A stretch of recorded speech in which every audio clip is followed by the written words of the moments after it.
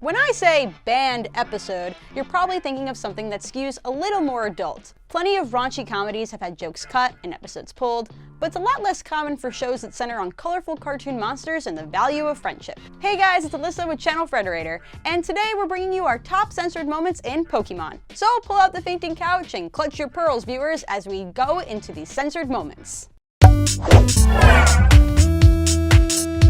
We begin with a tale of intrigue, excitement, and snacks. One curious phenomenon that's visible through much of the Pokemon franchise is the need to adapt bits and pieces of Japanese culture throughout the Pokemon world in a way that made sense to an American audience. Sometimes that meant crudely inserting a sandwich over another food item, or calling traditional Shinto protection talismans anti-ghost stickers instead. But perhaps the most famously unwieldy attempt to render Pokemon culturally neutral for the English-speaking world came in the show's 25th episode, Primate Goes Bananas, where Ash's traveling companion, the rock-type specialist Brock, introduces a batch of onigiri, or stuffed rice balls, as a jelly donut. Now, your standard onigiri is going to come with a filling, but you're more likely to find pickled plum or some kind of fish inside than strawberry jelly. And while Brock is known for his permanently closed eyes, even he ought to be able to tell the difference between a donut and the fluffy white pyramids he's holding. Rice balls have made frequent appearances throughout the show's history, under a variety of synonyms, but real donuts wouldn't get their fair shake in the Pokemon world until 2016's Sun and Moon, which introduced malasadas, a fried dough treat of Portuguese origin that's popular in Hawaii. Of course, cultural standards vary on more than just donuts.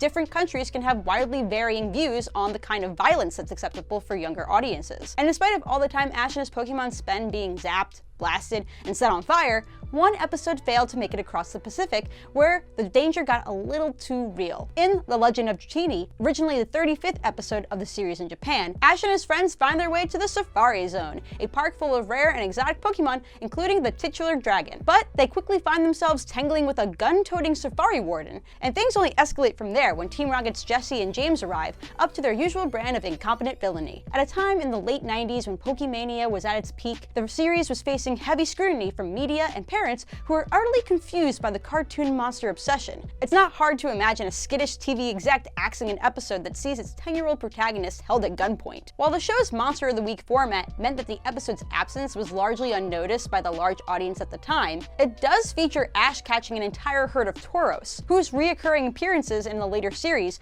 go mostly unexplained. If you spent the last 18 years wondering about that load of bulls, now you know. We've looked at some cuts and alterations made for an American audience out of what might be called an excess of caution. Certainly, the efforts taken to remove anything as self-explanatory as a rice ball seem a bit silly, but this next censorship came at a time when the world was in a delicate state and precaution was necessary. The aftermath of 9/11 in the US saw widespread efforts to clear the airwaves of imagery that was too close to the national tragedy, and Pokemon was no different. 2 episodes from the show's early run were temporarily pulled from rotation. Episode 19, Tentacool and Tentacruel, featured the eponymous jellyfish Pokemon grown to gargantuan proportions to run amok through a city, toppling buildings in its path, with obvious and troubling associations. On the other hand, episode 23, The Tower of Terror, was nixed simply for its unfortunate title. Another episode continued to run while its name changed, swapping the unfortunate A Scare in the Sky for Spirits in the Sky. Ultimately, none of the 3 would remain altered or off the air permanently, but the incident stands as a memory of just how shaken the country found itself at the end of 2001. Even the youthful innocence of Pokemon did not go unaffected. There has also been times when the cultural disconnect between the East and the West has led the franchise's Japanese creators to produce something that unintentionally crossed the line overseas. If you've been keeping track at home, you might notice that there's a Pokemon from the original batch that has almost never appeared on US television. Jinx, an oddball ice-psychic hybrid, was designed to evoke certain traditional monsters as well as the provocative Gen-Girl fashion trend,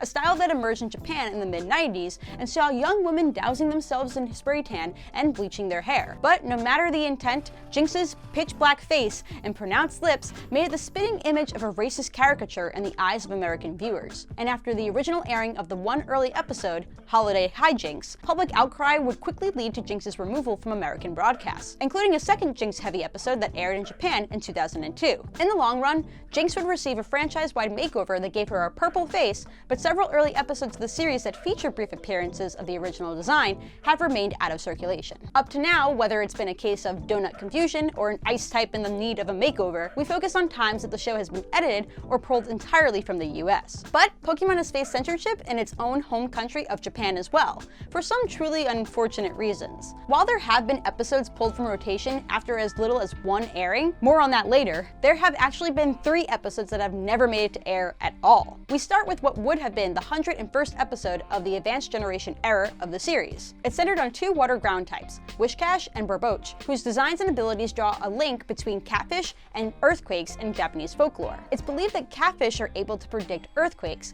and there's even a giant catfish in Japanese mythology called Onumazu, who lives beneath Japan and causes the earth to shake as he thrashes about. But the catfish would not have their day, since not long before the episode was due to air in November of 2004, a major earthquake struck the Niigata region of Japan. It caused widespread damage and became, at the time, the deadliest quake to strike the country since 1995. The episode was cancelled, and any earth-shaking battle techniques have been avoided since. Unfortunately, that's not the last time Japan saw a tragic earthquake. In 2011, the Tohoku region in the northeast was struck by a massive earthquake and accompanying tsunami that led to the nuclear disaster of Fukushima, which ranks as the financially costliest natural disaster in history. While it's trivial to note in the light of the human toll of the disaster, there were 2 episodes of Pokemon that were cancelled in its wake. A 2-parter in the series' Black and White generation that depicted a confrontation between rival baddies Team Rocket and Team Plasma. No insensitive material this time, simply 2 episodes that got lost in the shuffle as airtime was shifted to more important things. Luckily, not every episode cut in Pokemon's history has happened under such somber circumstances. We're getting into our final stretch here, and for our penultimate Pokemon pick,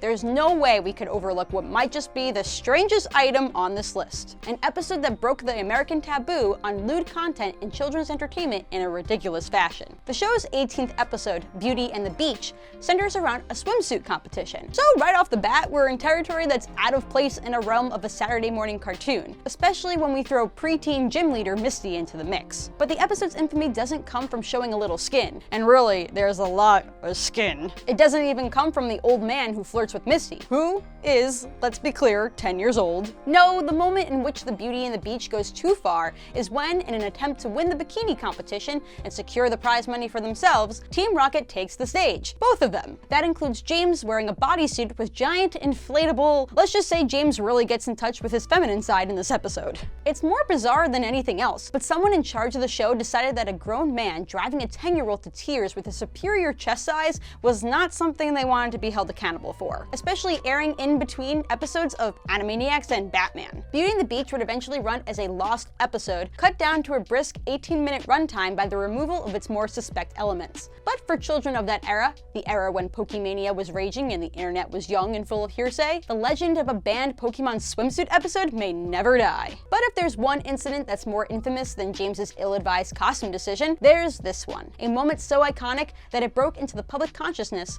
and was even parodied in The Simpsons. This episode of Pokemon had an unfortunate effect on several hundred Japanese children and adults at the time. We're talking, of course, about Electric Soldier Porygon, widely known as the Seizure episode. On an ordinary Tuesday in December of 1997, Japanese fans were treated to an unpleasant surprise when a strobe light effect in the episode caused them to experience a range of adverse symptoms, all the way up to seizures and vomiting. The episode was aired just once before being locked away for all time. It never left Japan, and Porygon and his evolutions have been almost completely absent from the show ever since. But the more surprising part in all of this is that it wasn't Porygon's attack that managed to do so much damage to viewers. In the episode, Ash and friends travel into a kind of pokey internet where Team Rocket is disrupting the transfer of other trainers' beloved fighting animals between Pokemon centers. And though it's Porygon who helps them make their way through the computer and stop the Rockets from taking off with a horde of digital monsters, it's actually Pikachu who comes to the team's defense when they're attacked by the system's own antivirus. Pikachu's Thunderbolt takes out the antivirus's missiles, which explode in rapidly alternating red and blue lights that fill the screen for several seconds, which cause the seizures. So perhaps the greatest scandal in all of Pokemon is not a banned episode at all,